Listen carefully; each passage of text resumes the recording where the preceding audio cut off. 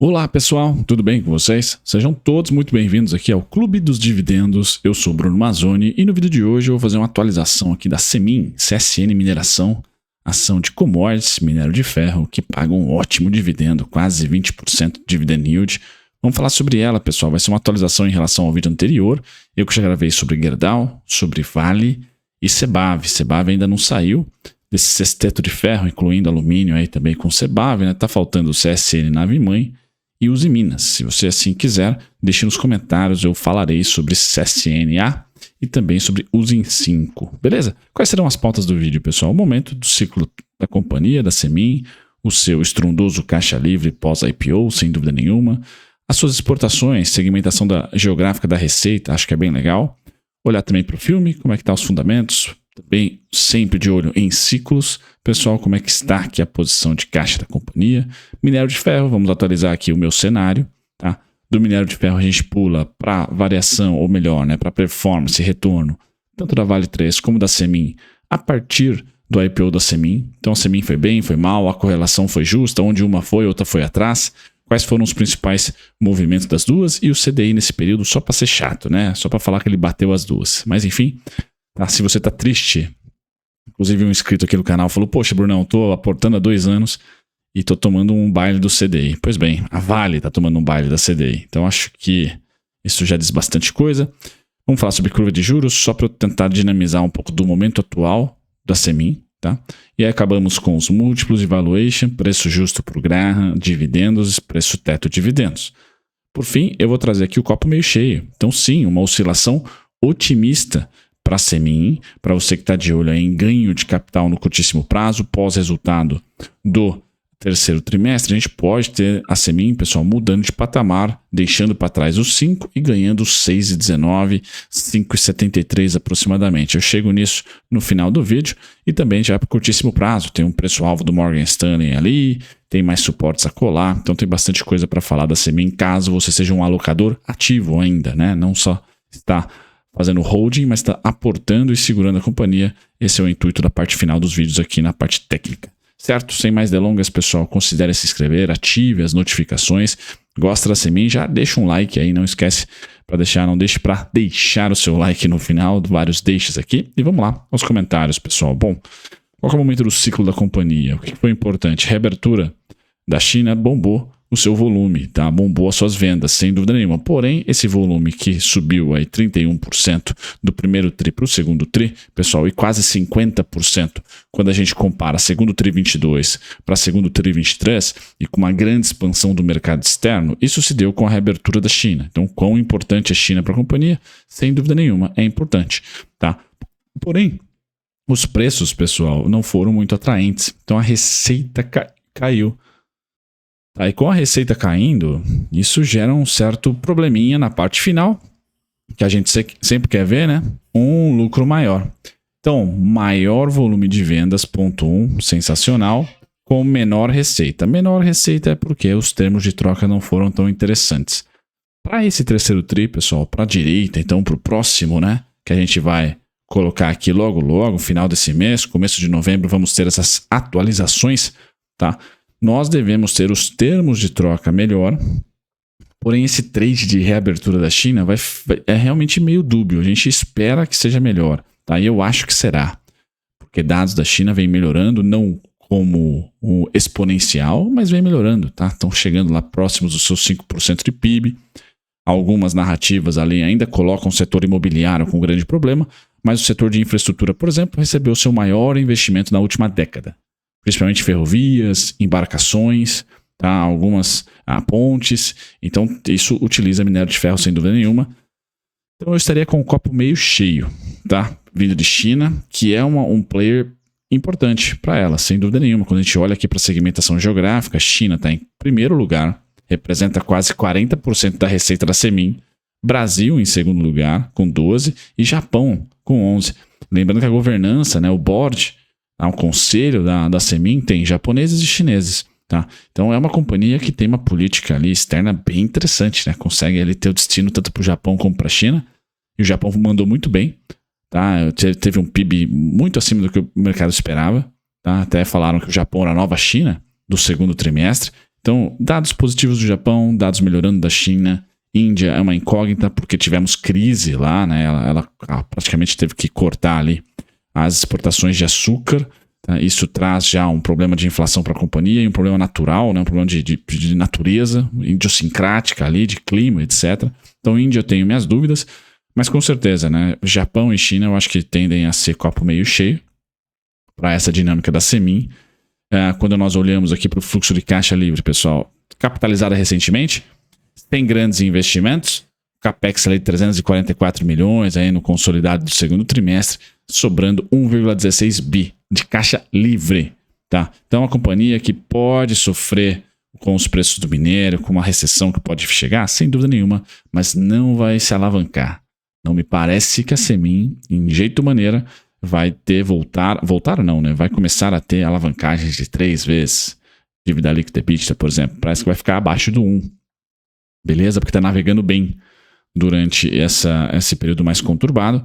Quando a gente olha para o filme, é o que eu comentei, então ela tem 1,2 bi em caixa. Isso gera para a gente uma dívida líquida, um caixa líquido, então não há dívida que nos dê problemática. E os seus financiamentos, pessoal, mais ou menos em linha, tá? Nada estrondoso aqui. Então a geração de caixa dela ainda é bem positiva. Quando a gente olha para o operacional e tira aqui os investimentos e os financiamentos, a gente acaba aqui ficando meio que no 0 a 0, tá? Você tira somente a parte dos investimentos, ou operacional, menos o investimento, o capex, sobra ainda 4,3 bi. Então, assim, uma companhia que vai indo muito bem. Eu só não acostumaria com esse mega dividendo, tá? É um payout super alto. Esse payout, a depender das condições macroeconômicas, deve secar, porque esse caixa não é infinito. Tá? Então, se a gente não tiver uma melhoria nos termos de troca e a companhia começar a ter um pouco de dificuldade, uma recessão, por exemplo, vai sair daqui, pessoal, tá? Vai sair daqui, esse dividendo deve ceder. Natural, tá? O que, para quem investe para longo prazo, tá tranquilo, tá? Óbvio que 2021 foi o topo do ciclo, agora fica super óbvio, né? 2021 e 2020 foram as melhores margens, os melhores resultados, tá? Agora ela está em um período, pessoal, depois de uma queda muito forte em 2022, a gente espera que 2023 é a minha expectativa, até pela dinâmica chinesa, que se chegue num piso, tá? Então 2023 deve ser ou o pior ano da Semin em termos de lucratividade, ou muito próximo disso, tá? Ou ali um pouquinho menos pior do que 2022, mas ela deve estabilizar a queda dos lucros, tá? E se ela pagou dividendo para chuchu até esse momento, pessoal, capitalização recente, sem grandes investimentos, barabim barabom, para você investidor de longo prazo, vai ficar órfão de 20% de yield ao ano? Provavelmente sim, mas não sei se vai cair muito mais do que isso. Beleza? Que a Semin e o minério de ferro estão resilientes por hora. No médio prazo tende a cair, tá, pessoal? Eu acho que nenhuma empresa de commodity consegue manter 20% de yield, tá? No longo prazo. Mas no curtíssimo você vai ficar ainda mimado por mais um tempo. Provavelmente, tá? Minério de ferro, qual que é o cenário que eu tenho, pessoal? Caranguejo, tá? Nesse mês aqui de outubro entre 108,45 piso, 123,65 teto, está respeitando, o ano inteiro ele respeitou meu salário base, então nada a reclamar aqui do minério de ferro. Agora confesso, pessoal, esse topo de 2022, que não era cenário base meu para 2023, que não é cenário base meu para 2023, ele pode ser alcançado, se não em 2023, em 2024. Ah, mas por quê, Brunão? Porque a China está reaberta. Então nós fizemos um topo em 2023 aqui com trade de reabertura. A sazonalidade é setembro, outubro. Já postei vídeos aqui no canal, tem sido assim. O minério de ferro é uma commodity semestre. Então setembro, outubro começa a aquecer, vai terminar em março, tá? E aí esfria até setembro, outubro, depois começa a aquecer de novo. Então a gente espera, né? Eu tenho a expectativa, estou construindo o cenário base para o ano que vem, de uma possibilidade de 145. Caso a China continue a manter o seu 5,5% de crescimento ao ano, tá? E Japão indo muito bem, Coreia do Sul é outro destino de exportação, e o Brasil não decepcionando, né? Não crescendo que nem uma águia, mas também não decepcionando. Então é bem importante, por hora, 2023, pessoal, é o cenário base, o amarelo. Então a assimetria, infelizmente, está para baixo, né? Está muito mais próximo do teto do amarelo do que do piso do amarelo. tá? Mas não tenho, em hipótese alguma, um rompimento aqui de 2022, porque a China estava fechada naquele momento. Não faz sentido eu imaginar a tonelada do minério abaixo da mínima de 2022. Bom, quem bateu o CDI desde o IPO da Semin, pessoal, que foi em março de 21, é isso? Aproximadamente? Ninguém, tá? O CDI subiu quase 30% em 2 anos e meio, tá? Então, difícil bater o CDI, pessoal, infelizmente. Vale está caindo 9,8% e a Semin está caindo 24,42%. O que eu vou chamar atenção aqui para vocês, pessoal? Nesse ano de 2023, a Semin está sendo melhor. Ponto final. Tá? A Vale caiu muito mais. A Semin lateralizou. A Semin em vermelho lateralizou. A Vale claramente em 2023 cedeu. Agora está lateralizando. E a Semin continua lateral, né? Mas confesso, né? Tá na parte do teto aqui, ó. Então quem está com o copo meio vazio para o setor de mineração como um todo, é o melhor momento para se vender Semin, né? Tá cara pra caramba, tá no topo de uma lateralização. Legal? A Vale, agora, no segundo semestre, começou a ter o mesmo movimento da Semin, ou um movimento muito parecido.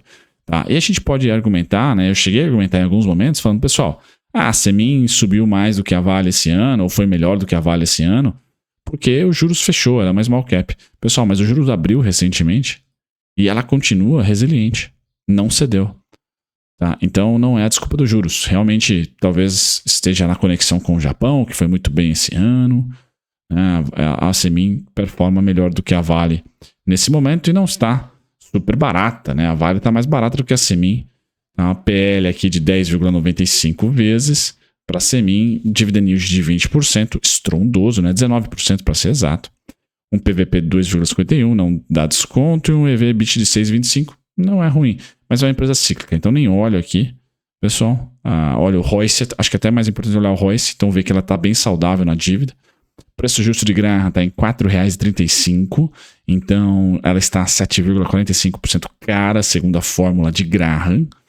Quando a gente olha para os dividendos, pagou 96 centavos em 22, esse ano foi 45. Tá? Em 2023, o yield é de 9,67%. Me parece ser um yield mais amigável aqui para um ciclo bom do minério de ferro, mas não estrondoso como 2021 foi, e ela repassou em 2022. Em 2022, pessoal, nós tivemos datas cortes em novembro e tivemos datas cortes em dezembro. Tá? Ano passado, ela chegou a pagar 43 centavos aproximadamente. Tá? Então, assim, a tendência é que venha a chegar muito próximo de 2022. Tá? Eu vou colocar o preço teto atual, 45 centavos, tira 6%, dá R$ 7,50. A companhia, se ela não pagar mais dividendo, já está descontada. Hoje ela negocia a R$ 4,70. Tá? Agora, se ela mandar bala em mais... Eu falei o número, já esqueci. Né? Ela pagou aqui em 2022, 32 mais 10, 42, 43. Se ela mandar bala em mais 43, pessoal, aí o jogo muda. Tá? Sem dúvida nenhuma, o jogo muda. Chega a 88, muito próximo do ano passado. Tá? 88 centavos.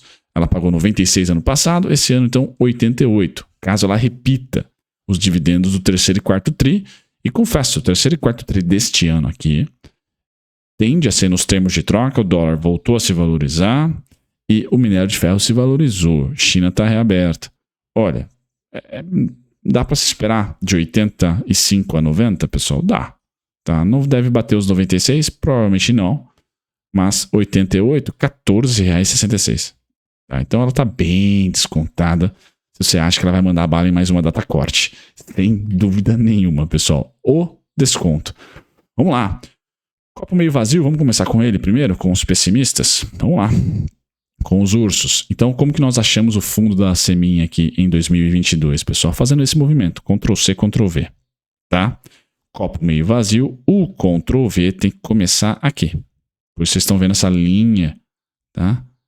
Essa teia de aranha aqui tá aqui, tá? Mais um vermelhinho, vamos para onde, pessoal? 2,30.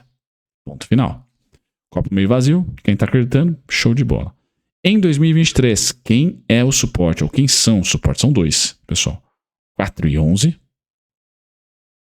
3, para falar a verdade, né? 3,79, 3,71. Aqui é meu cenário base, não passa. Tá? Não tá com cara que vai passar. Beleza? Porque aguentou aí subida de juros, o minério de ferro caiu, subiu, então aguentou bastante. Então vou colocar aqui esses 3 principais suportes. Pessoal, quanto mais se aproximar dos 4,11, maior tem que ser o aporte, ou eu volto a aportar no 4,11, ordem limitada, 3,79, 3,71, tá? Quem está com essa expectativa, então, que no curto prazo é para cima, porque a China está reaberta e quer crescer pelo menos 5%. Bacana. Então, copo meio vazio falado, copo dos melhores compras para o quarto trimestre não é recomendação, mas é a minha opinião aqui, pessoal, também contemplado para vocês quais são os números. Agora vamos para os alvos, tá? Esses alvos aqui, pessoal, estão cansados e são compartilhados com vocês há um bom tempo, tá? Então, 4,97, 5,6, 4,88. Rompemos ali, tá? Eu tenho 2, pessoal. Então você vai ganhar ali o ganho de capital mais os dividendos, né?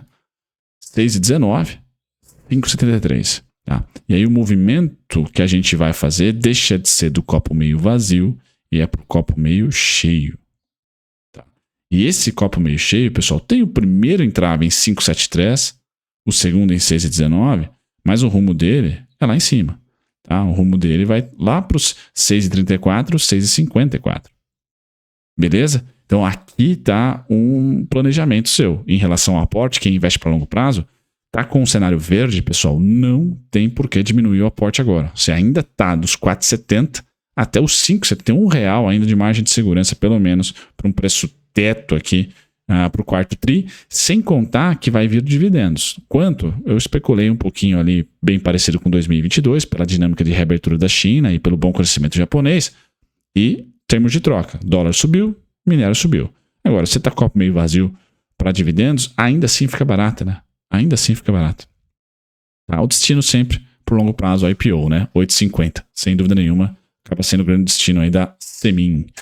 Passado do gráfico mensal, pessoal, vou aqui para o gráfico semanal, então, que tem um pouquinho mais de pontos técnicos, mas só queria chamar a atenção para o preço-alvo do Morgan Stanley, que está em 5,50. Então, o bancão suga bastante, né? Liquidez, bastante gente investe por causa de recomendação de bancão. Então, o Morgan Stanley está em 5,50 aqui, mas continuam os mesmos suportes, pessoal. 4,11, 3,79, 3,71. Beleza? Uma ótima semana. Hoje é segunda-feira, dia 23. Boa semana a todos. Tchau, tchau.